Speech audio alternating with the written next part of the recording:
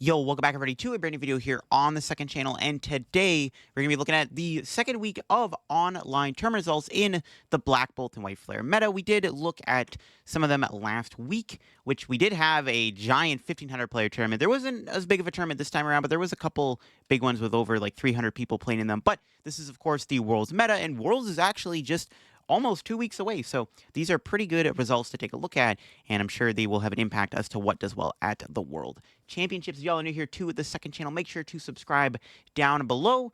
And yeah, leave a link to play.limitless so you can check out any of these decks for yourself. You can try any of them out. So we'll start things off here. We got the Lucky Draw Weekly Tournament, which was won by Dragapult Charizard here. We do see Pultzard winning with the Unfair Stamp Ace Spec, the Chiyu in there. Pretty normal stuff. There is a few techs, like there's a Shaman in the deck to help a little bit against Vent Snipe attacks. But overall, it's just Pulsard. Pulsard's pretty good. Not really much more to say. It does have the Unfair Stamp as he spec. Some of us have been playing Prime Catcher.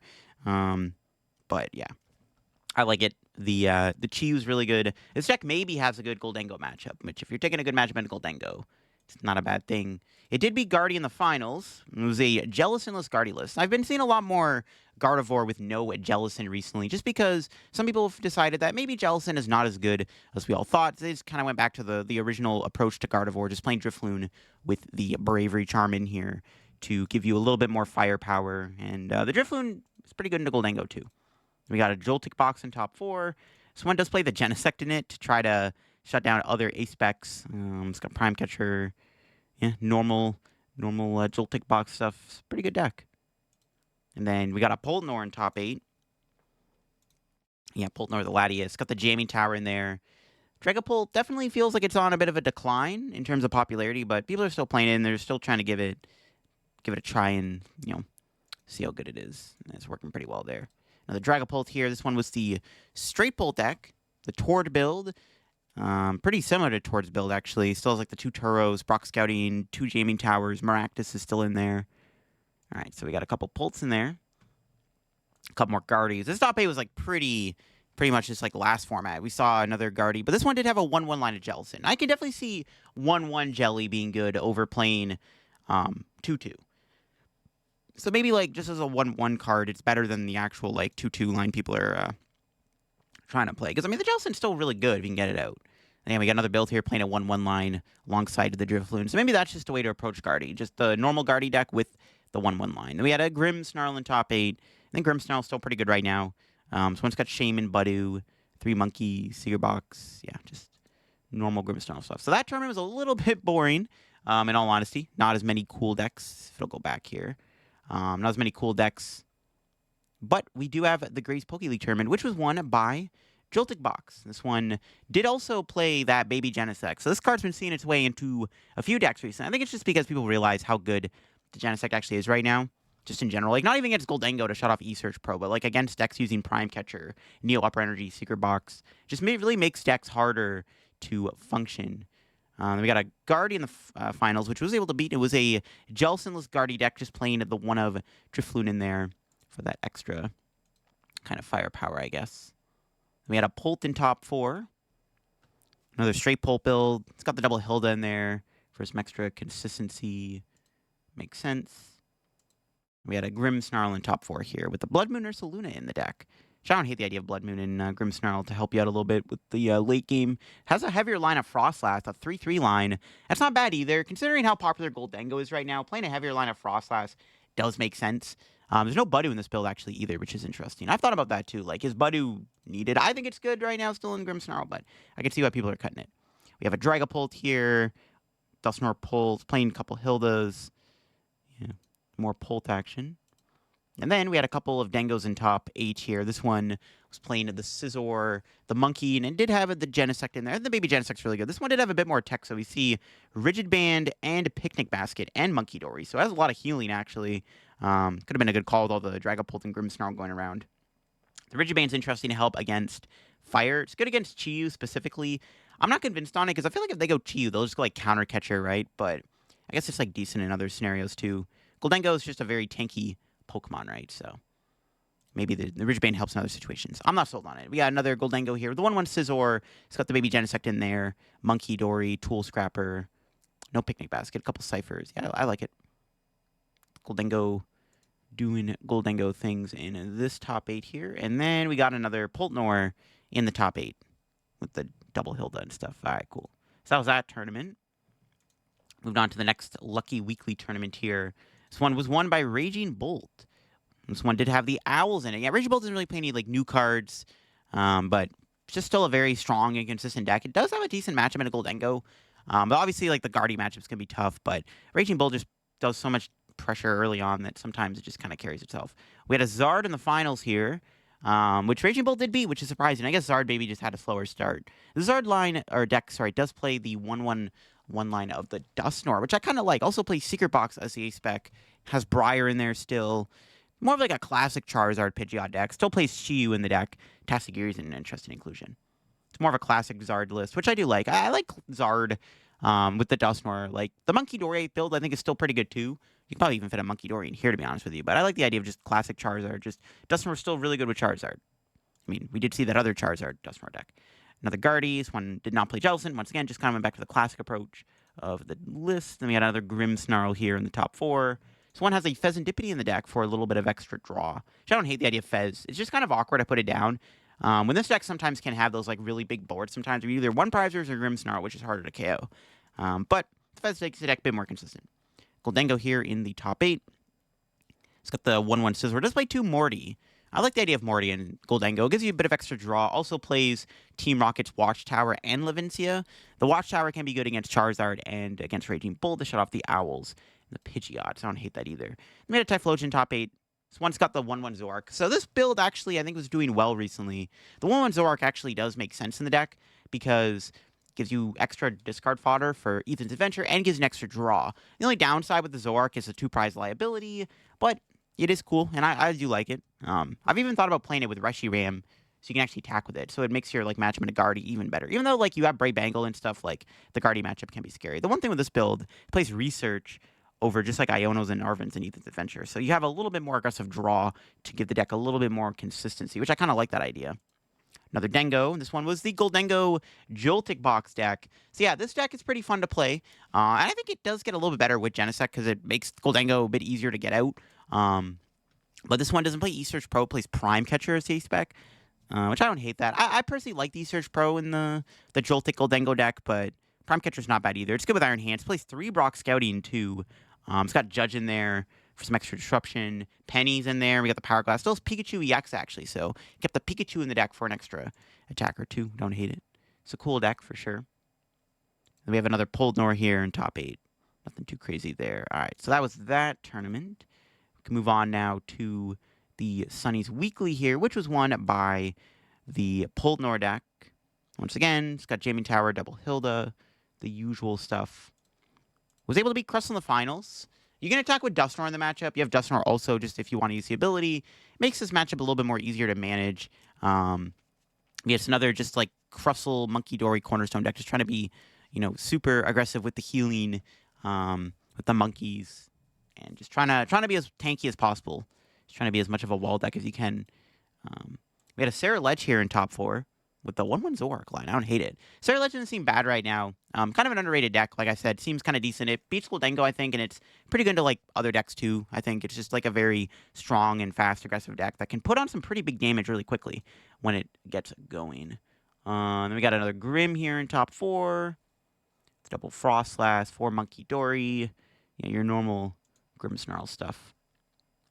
Another Poltnor in this tournament. It's got Unfair Stampede spec over Neo Upper, which I don't hate either.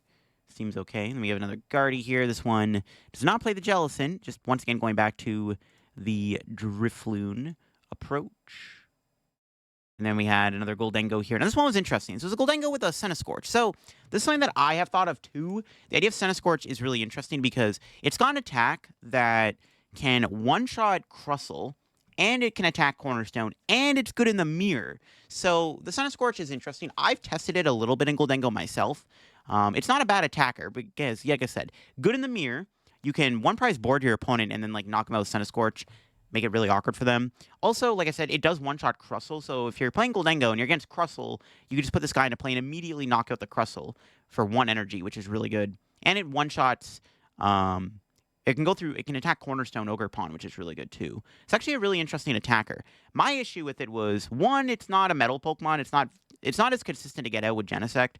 Because when in the Genesect build of Goldengo, you're not playing the TM Evo anymore or Ultra Balls in high quantity. So like you're not really finding the Centiskorch easily without ciphering for it. Also, Sizzlipede only has 80 HP. There's no Sizzlipede in the format with 70 HP, which is pretty annoying. So getting the Centiskorch out, I found to be a little awkward, unless I was playing a 2-2 line of it. So I wasn't able to really utilize it as well as I wanted to, but I do like the idea of it. I've tried it. It's not a bad attacker in Goldengo. It does have a purpose. I think it's actually really good into Crustle. It probably makes your Crustle matchup like super favored, as long as you don't prize it, of course. Yeah, I think it's a cool card. It's not bad. Is it good over just playing like another Scizor? I don't know. It's not bad though. It's definitely decent. It does have its uses. It's just very clunky because, again, Sizzlipede is not pofnable, and Centiskorch, it's not you don't get it out as consistently because you don't have ways to find your evolutions apart from Genesect. So that's kind of the issue I had with Centiskorch. It just wasn't it didn't feel consistent, but it's not bad. I don't hate it. It's a really cool idea, and definitely something that I think could have potential in Goldengo. Speaking of Goldengo, another Dengo here.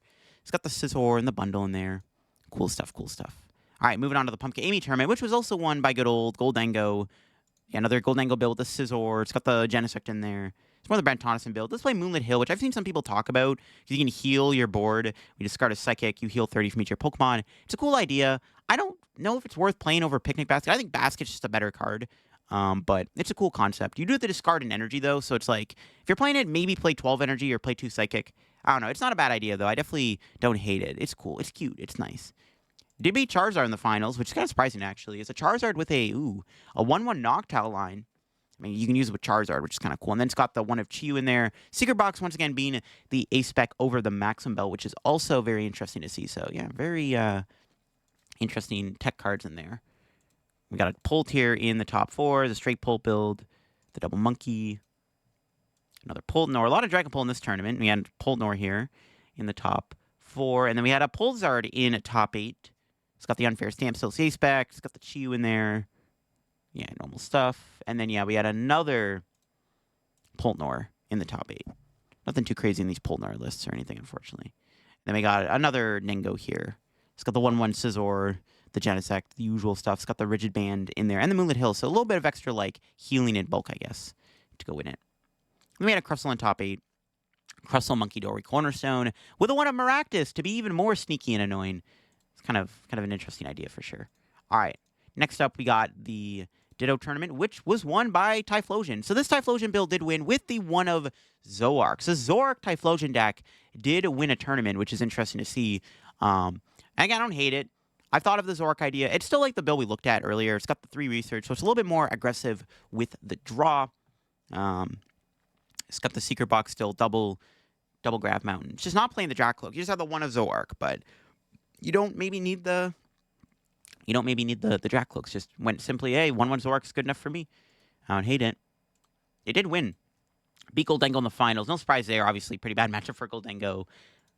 Just another build here.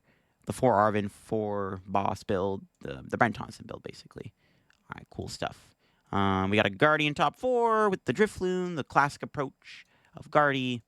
And then we got another Pult. Another Toward Slow Pult deck here. It's got Defiance Band, though, so it's different. And a Hilda. There's a couple of extra tech cards in there. And we had a Guardy Jelly in top 8 here. So this one was like the more streamlined Guardy Jelly deck. It's got the 2-2 line of Jellicent, the 2 TM Devos, stuff like that. No Drifloon, obviously. I don't hate it. I did like that hybrid build that we saw earlier, but it definitely isn't bad either, though. Still, like, pretty solid overall, right? So, still has its uses.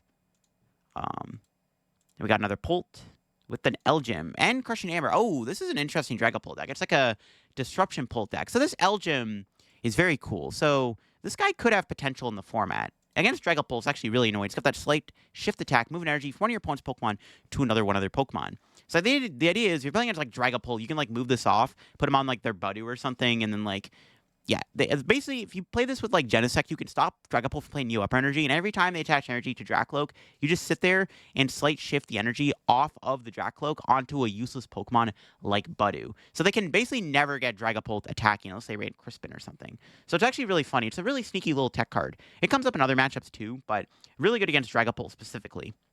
It's a really cool card. It's a really funny little control card that has potential, and I can definitely see it working in a Dragapult deck. This is a really interesting take on Dragapult, and for even more disruption, there's the 4 hammers to just be even more annoying. So yeah, not a bad build here. It's got the Genesect in there, so it's nice into Goldengo, Unfair Stamp, still the 1 Monkey, Gravity Gemstone, even Watchtower. So yeah, just trying to be a really annoying little deck here. I don't know if the Elgin would be good against Guardy, though. Probably not. I guess you can take the Dark Energy off the Monkey Dory. You could put, like, Dark Energy on, like, a useless Pokemon on the bench, maybe. No, don't know if that would actually work, but it could work, I guess.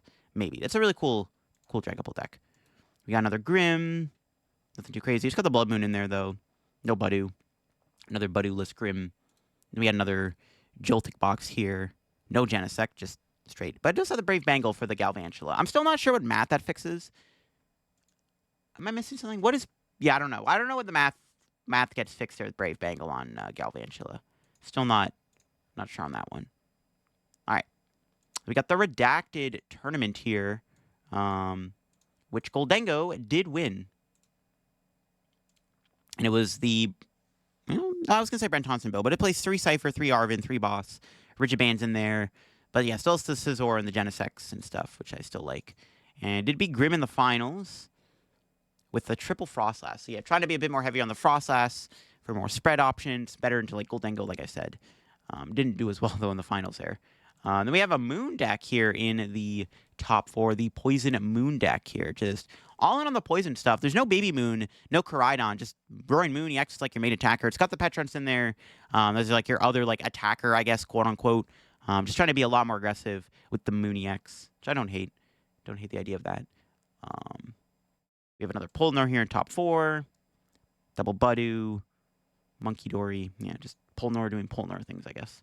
We got another Dragapult here. Here's another straight pull with the 1/1 Dusclops. I don't hate that either. Just the 1/1 Dusclops helps a little bit into other matchups where you want to put more damage on the board really quickly. Good into Guardy. It's like one of the big reasons why you'd want to play Dusclops and Dragapult. Speaking of Guardy, we had another one here with the Fluttermane and the Devo. So this is like the third approach to Gardevoir. We got the Jellicent build, got the Drifloon build, and now we have the Fluttermane Devo build. Now, the Fluttermane Devo build isn't bad because the Fluttermane does help a lot into Goldengo. You got the 4 Monkey Dories, Turbo Energize, Klefki, just a lot of anti-Goldengo stuff in here, right? Devo, Fluttermane, Klefki, Quad, Monkey Dory. Really interesting stuff for sure. This could be the better way to play Guardy right now. I would assume it's better into Mirror. Maybe not as good in the Jellicent approach, but still probably better into like the Mirror and stuff. Maybe. Not sure on that yet. Another Zard Pidgeot with the Max Belt Monkey combo. Got the Mist Energy in there, which I do like. Picnic Basket and stuff too. So some extra healing, some extra protection against Devo. Another Typhlosion top 8 with the Dracloaks. This one was not playing the Zoroark. It did have the Dracloak in there. And I like the Dracloak idea. Definitely doesn't seem too bad in the Typhlosion deck. And I think that was it for all the tournaments here I had. So some meta progression stuff, just kind of the usual big decks doing well. The one thing is we are seeing a little bit more fire getting in there, like Typhlosion. We saw that Goldengo Scorch deck and stuff, which is cool. I'm trying to see if there's any other decks. I might have missed a late night tournament. I'm just going to see if I can find that real quick. I guess there was... Was it that? No, okay, I missed it. Okay. I thought I was clicking on a different tournament. That was a bit of a smaller one. Didn't want to include that. Trying to see. Was there a late night tournament that I might have missed? I might have. There was a Tournament of Doom. Don't think I looked at this one. We might as well look at this one, actually. I was just trying to see if I missed any tournaments, because there's so many of them every day. We got another Grim winning this Tournament of Doom. It's got the Pheasantipity in there as the tech card. Got the Budu in there also. So yeah, it does play the Fez. All right, and then it was able to beat a Dragapult in the finals with the 1/1 Dusclops. Interesting stuff. We got a Pulsar in top 4. It's got the Cleffa in there. Double Monkey Dory. Okay, Hilda, Chiyu, Unfair Stam. I don't hate it. The double Monkey's not a bad idea either in Pulsar either. I don't hate the idea of that, just for some extra spread. And then you got the Cleffa in there. I always like Cleffa in Stage 2 decks. I don't know if you need it as much in Pulsar, but it's definitely not bad. I don't hate it either. Helps the deck just be more consistent turn 1. It gives you better turn 2s. Another Guardy Fluttermane build here with the Klefki. So yeah, once again, this is like the third approach to Gardevoir. The Fluttermane does make a big difference in this deck for the extra spread you get with Monkey Dory and stuff. Then we got another Guardy. This one was the Isaiah Bradner build from NEIC with the Quad Monkey Dory. I guess this is the 4th Gardevoir deck, the 4th Guardy approach. You just play the NEIC build Bradner played with the 4 of Monkey Dories just for max healing. I guess that's like the other approach you have. And we have a Slow King deck here in top 8. Cool stuff. I did a video on Slow King recently, actually. I did see this build earlier before I made the video. It's got a 1/1 Rev of Room, which I don't hate the idea of. For some extra draw, get the Fez in there, the Latias, the Jets. Conkeldurr is in there over the Haxorus. The Annihilate's still in there, though. It's just your usual Slow King stuff. It's got Budu in there. Just play Cypher Maniac, which I don't hate either. Like Hilda, Cypher, Drayton, they're all decent. A lot of options for your Slow King deck if you're looking to play it. Grimmsnarl made top 8 with a lot of different tech cards. Blood Moon, Bundle, Tasigiri, and Budu in the deck. So a lot of different Pokemon in here. Jeez, crazy stuff. And we had a normal Frostless Munkidori here in the top 8. I did see this, actually. I think I saw this list for the anti-meta video I did here on the channel. Yeah, just no Grimmsnarl, just all in on the Frostless Munkidori approach. Just trying to be as spread heavy as possible without needing the Grimmsnarl. So you're probably better in a Goldengo, right? Because you just play more Frostless. You have 2 Devos. You have 3 Budus. So you're just being overall more disruptive against Goldengo and stuff, which is kind of cool. So yeah, definitely not a bad deck either. Is it better than Grimmsnarl? Because you're going to probably take a worse Guardian matchup, right? Which is kind of the downside. But there you go. Those are all of the online tournaments of the past week to look at here. Basically, like, the results are, like, honestly, the same old stuff is winning again, like Gardevoir and Dragapult. Dragapult's really starting to rebound in popularity now. We've seen a lot of Dragapult in this video, as opposed to last week, where there wasn't as many Dragapults. Goldengo's still doing pretty good, but it's not as, like, dominant or popular as it was before. We did see some Typhlosion win.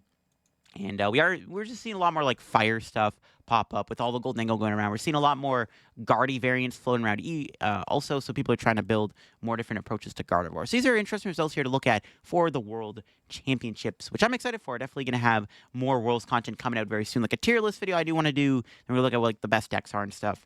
Because it does look like the meta is finally starting to stabilize, and we're starting to see what the actual best decks are right now, what decks are, like, the best to play, what variants are good, and what, like, tech conclusions are good. It's like Goldengo's starting to stabilize, Grimmsnarl, Gardevoir, Dragapult, they're still probably the big 3 decks right now, but Goldengo is close behind. But we did see some new fire technology. Joltik was doing pretty good too. Yeah, cool stuff. That'll be for me on today's video here, looking at the online tournament results. Again, I'll leave a link to play.limits down below if you want to go play in any of them for yourself. And I'll catch you later. If you're new to the channel, subscribe down below. And yeah, I will see you on another video very soon. Bye-bye.